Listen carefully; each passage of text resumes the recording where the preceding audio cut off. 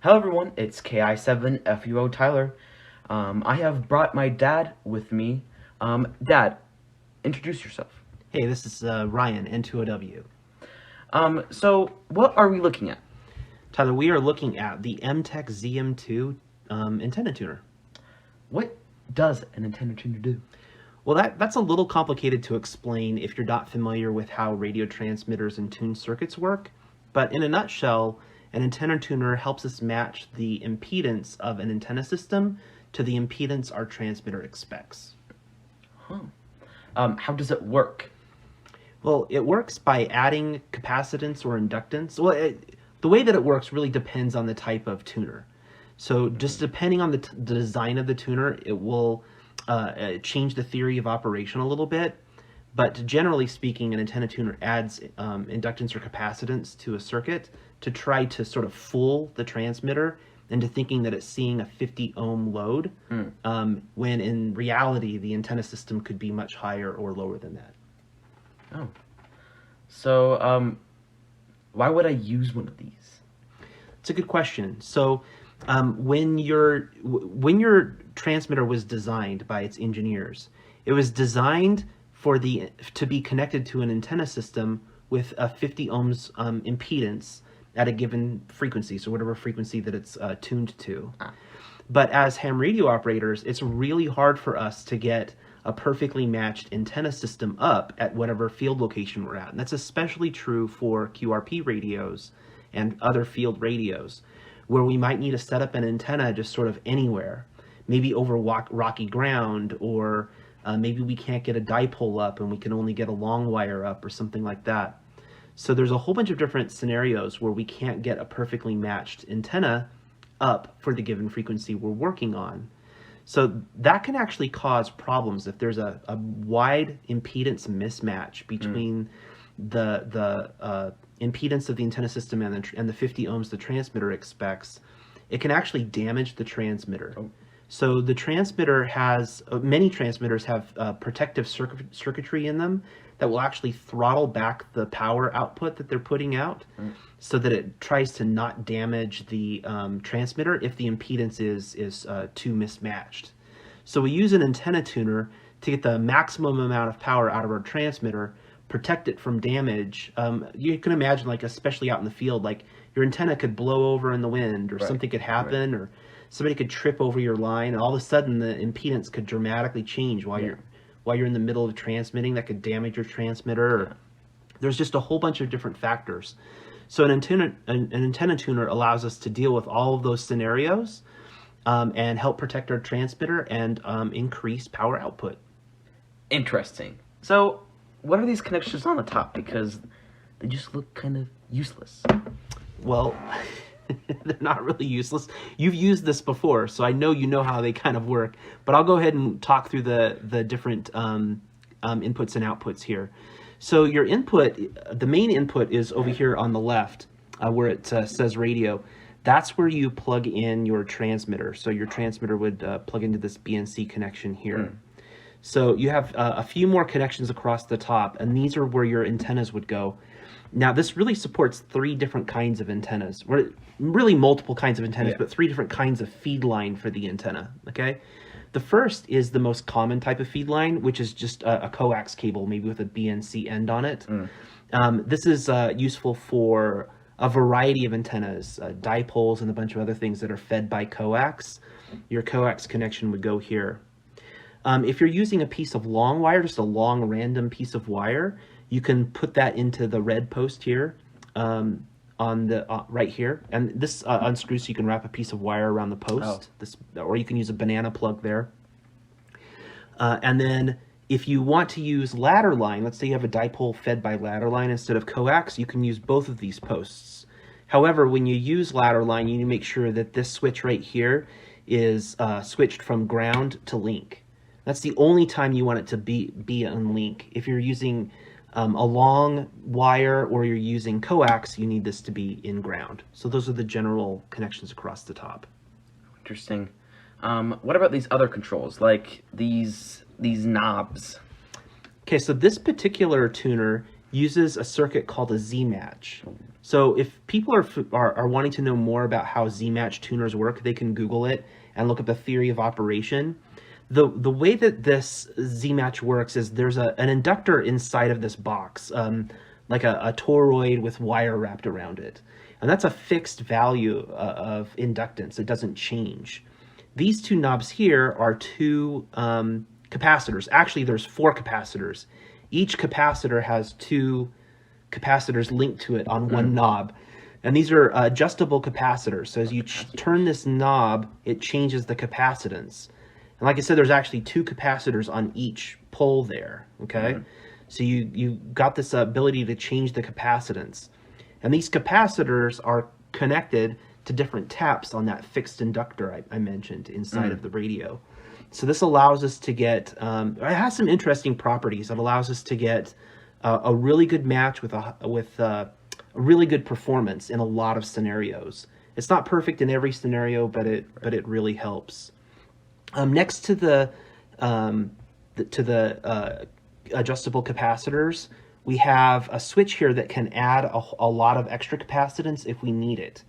So if you're trying to tune an antenna system and these two are you've tried the maximum amount of capacitance and you still can't get a tune, you can switch this switch here, which turns on the second capacitor on this knob.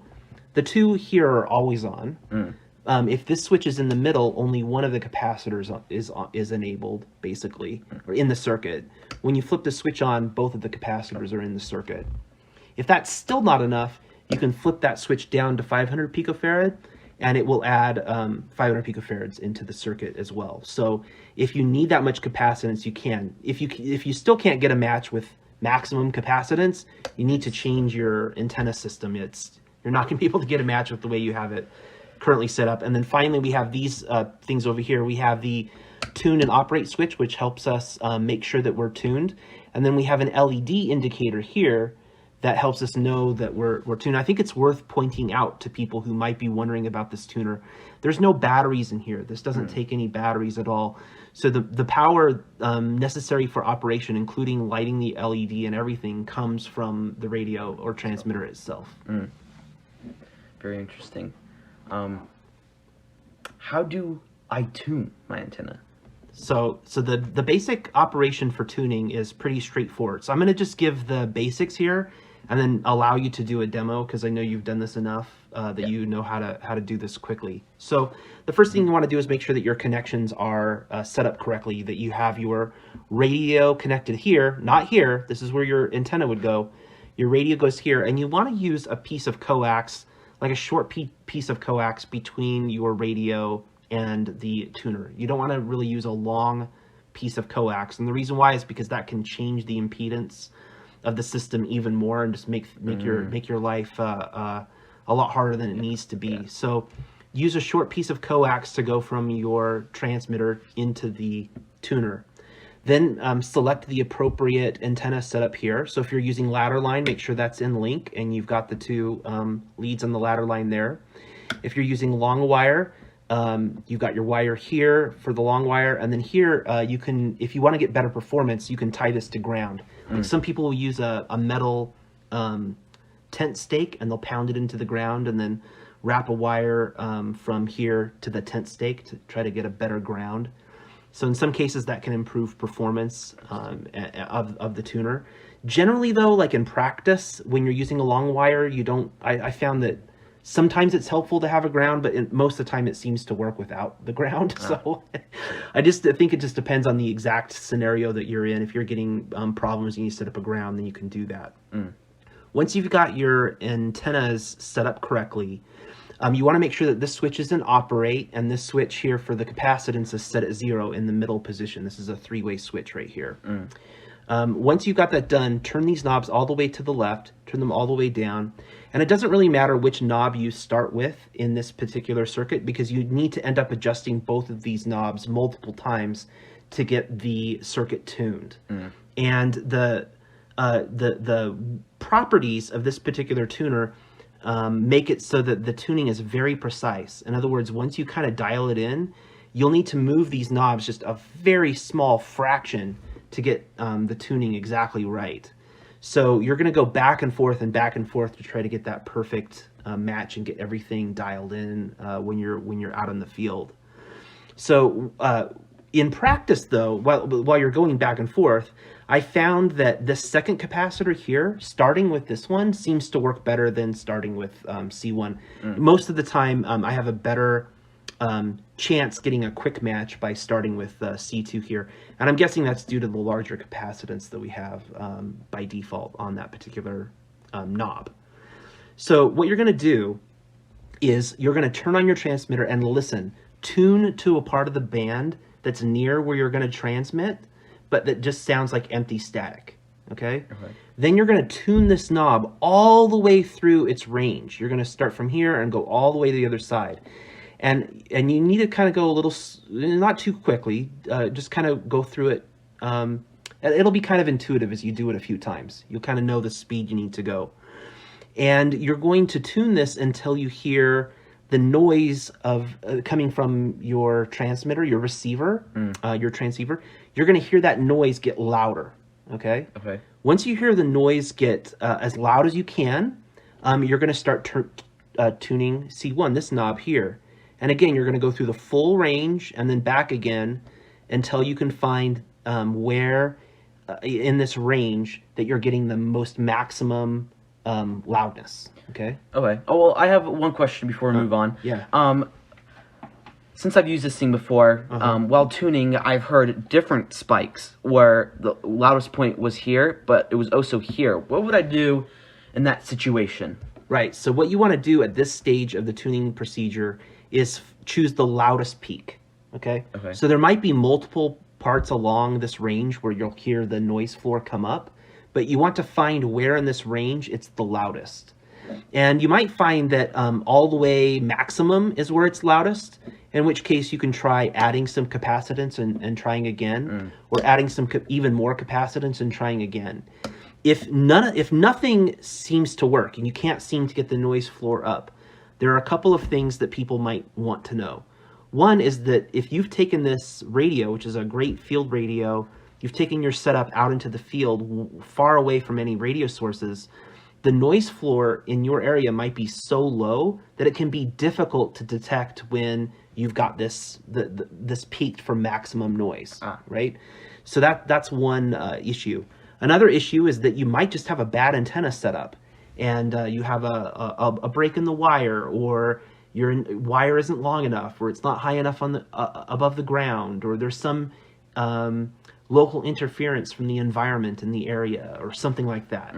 So in that case, you might need to do a little bit of experimentation to try to get the noise floor to come up a little bit.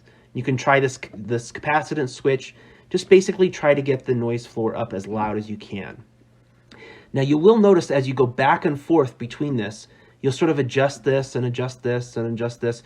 You'll get to a point where you're making smaller and smaller adjustments, almost so that you can't even hardly see them. They'll be really small, and to try to get that noise to really get loud. Okay, just depending on the conditions that you're in.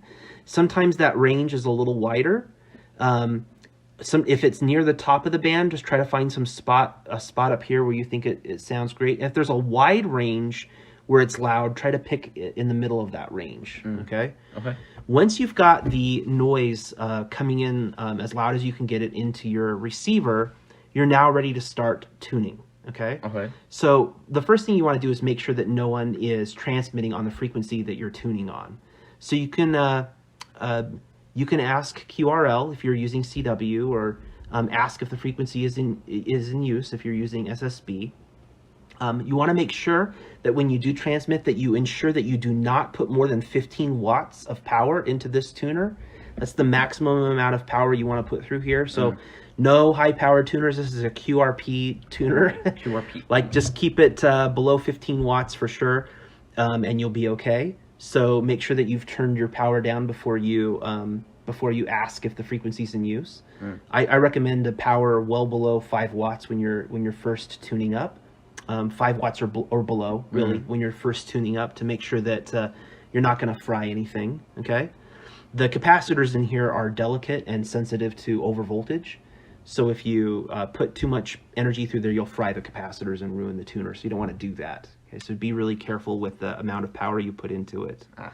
So after you've got this tuned and you've asked if the frequency's in use, you've heard nothing, you're now ready to begin the tuning, the actual tuning process. Okay, what you're going to do is make sure that the switch it should have been in operate this whole time. You're going to move it to tune now. Remember, you've got this mostly dialed in already. Okay. Yeah. You're going to move this to tune, and then you're going to transmit with your radio. Now, some radios have a tune feature where it'll just continuously transmit. So go ahead and enable that so that it's transmitting.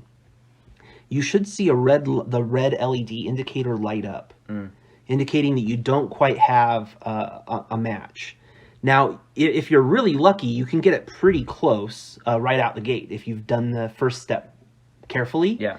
And so the light might be kind of dim, and that's okay. Then what you're going to do is gently move these knobs back and forth right in that range where you had these adjusted. Again, sometimes it takes very, very fine adjustment. And your goal is to go back and forth between these knobs, moving them back and forth, trying to get that light as dim as you can. So you'll move this knob back and forth until it's the dimmest, then move here till it's dimmest. Your goal is to get the light to shut off while you're transmitting. While this switch is in tune and you're transmitting, you want that to be dark. And then that's how you know that you're perfectly tuned and you're ready to start operating. Once you've completed that step and you've turned off the light and everything's good to go, then you go ahead and move the switch to operate, or obviously stop transmitting on your radio, and then move that to operate, and then you're ready to start using. You're ready to start using. So that's how you do it. So I don't know if you want to give a demo of that. Why don't you hook up the transmitter here, and we'll try to do a demo. So I'm going to give you a basic demo of what my dad was talking about. So let's go ahead and plug in my transmitter. Okay, so you got your transmitter plugged into the radio input on the tuner. Yep, and then I'm going to plug in my long wire. Okay, so this long wire is, how long is this wire? 45 feet, about. Okay, so we got a nice long piece of wire here. Yeah. We're making sure that this is in ground, this switch. Right. And we don't have a ground hooked up. I mean, we could, but for this demonstration, we don't need it. Okay, so go ahead and turn it on. Sweet. Okay, so you got your radio on. So I'm going to find a band that, static. Part of the band that sounds empty. Yeah, so about right here. Near where you're going to transmit. Right. So then I'm just going to go ahead and move the C2. Okay. Ooh, it gets quieter.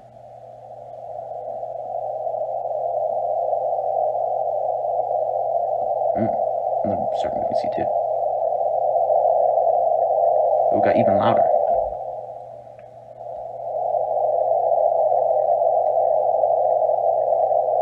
So about right here is where it's the loudest. Okay. So what I like to do is just go back and forth a couple times. See, it's quieter. And it seems to top out about right here near the top range. Yeah. But there's a peak right here. Right about there. Then I'm going to tune this knob again.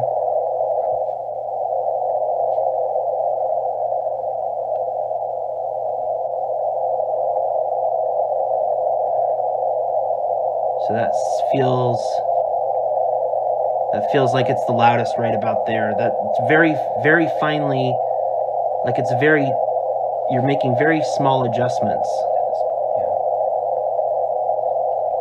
Okay, that sounds pretty loud.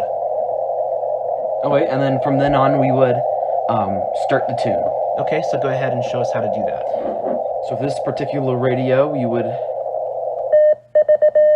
Don't you need to put this in tune? You would put this in tune after, sorry, my radio is freaking out here.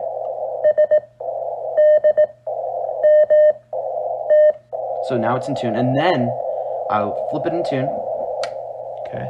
And then I would, my key's not connected, but if my key was connected, I would click the side of my key, and it would start making a loud